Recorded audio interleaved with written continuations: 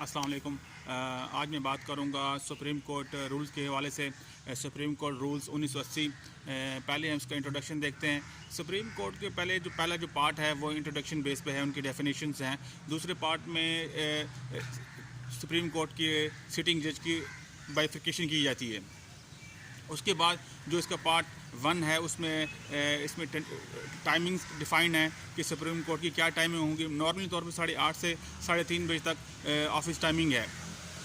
अगर आप बात करें इसकी पार्ट 2 की, ऑफिसर ऑफ द कोर्ट, यहाँ पे मुराद officer of the court advocates नहीं है। यहाँ पे मुराद रजिस्ट्रार हैं, उनके मुख्तलिफ जो डिपार्टमेंट्स में काम करते हैं, रजिस्ट्रार हैं, सब रजिस्ट्रार हैं। अगर रजिस्ट्रार अगर छुट्टी अप्लाई करता है तो उसको बाकायदा प्रोसीजर है, वो छुट्टी के लिए अप्लाई करता है। उसकी जगह नेक्स्ट फिर असिस्टेंट रजिस्ट्रार के तक, इस तरह के इसके नीचे जाल बिछा हुआ है ताकि जो भी पब्लिक लिटिगेशन है वो डिस्टर्ब ना हो। अब नंबर 2 पे इसका जो मेन जो है इसका पार्ट 3 वो डिफ़ाइन करता है एडवोकेट और एडवोकेट ऑन रिकॉर्ड को। यहाँ मैं बता चलूँ कि एडवोकेट ऑन रिकॉर्ड की term and condition supreme court rules 1980 में डिफ़ाइन कर दी गई हैं। जो भी कोई शख्स अगर सुप्रीम कोर्ट का वकील बनता है उसको मिनिमम 5 साल की हाई कोर्ट की प्रैक्टिस दरकार होती है। उसके बाद वो एक मुसलसल उसके केस चल रहे हैं सुप्रीम कोर्ट में, लगातार 5 साल से वो काम कर रहा हो।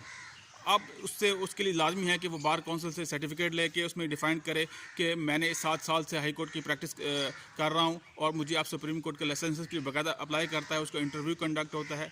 वो चाहे तो सुप्रीम कोर्ट में हो, मोस्टली वो हाई कोर्ट्स में होता है, जिसमें एक सिटिंग जज सुप्रीम कोर्ट का, बाकी जजेस हाई कोर्ट्स के होते हैं।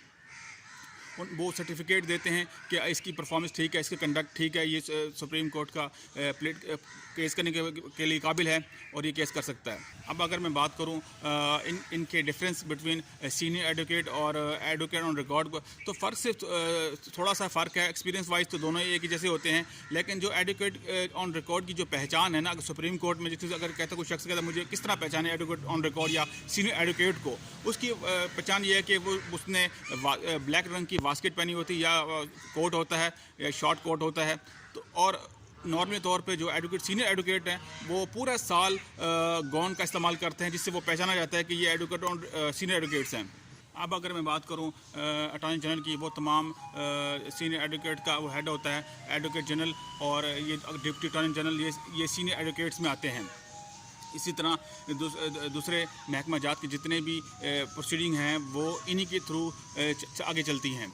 अगर दूसरी तरफ हम देख लेते हैं कि सीनियर एडवोकेट और एडवोकेट रिकॉर्ड किस तरह अपनी जवाबदेही, अपनी कारकर्दगी को मवाजते हैं। इनके लिए बाकायदा एक पैनल सुप्रीम कोर्ट के चीफ जस्टिस साहिबान की मौजूदगी में तश्कील पाता है, जिस पर गाय बगाए नज़रसानी करते रहते हैं। अगर कोई एडवोकेट ऑन रिकॉर्ड समझे कि वो मज़ीद प्रैक्टिस नहीं करना चाहता तो वो बाकायदा एक फॉर्म फिल करेगा, अपनी एफिडेविट देगा साथ, और मुकर्रर रजिस्ट्रार को वो जमा करवा देगा।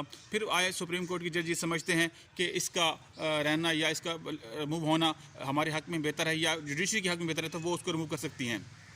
अगर सुप्रीम कोर्ट ने एक्शन लेती है किसी जज की कारकर्दगी को, क्योंकि वो सही प्लेट नहीं कर रहा, उसके इनफ एबिलिटीज़ हैं, तो उसको भी वो रिमूव कर सकती हैं।